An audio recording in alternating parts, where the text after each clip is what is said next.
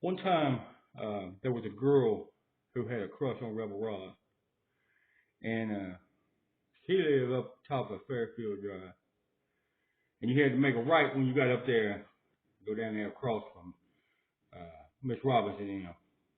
It might have been his girl, I can't remember. But we went up there, and she asked me if I wanted to talk to her in a small enclosed room in the back of the house. So I did.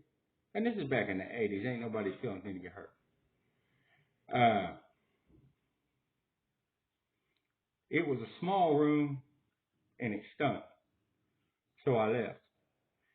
And I walked out, and my friend at the time, best friend at the time, he walked back there and they talked instead.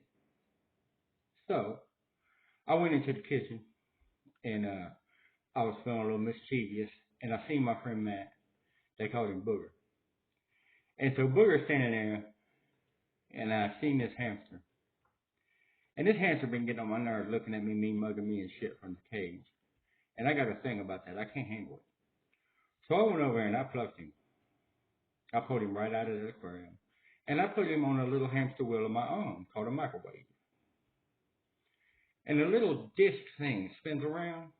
And that's where it come up in my mind to see him sort of jog the track of the nuclear device that we're going to call Chernobyl of Fairfield Drive.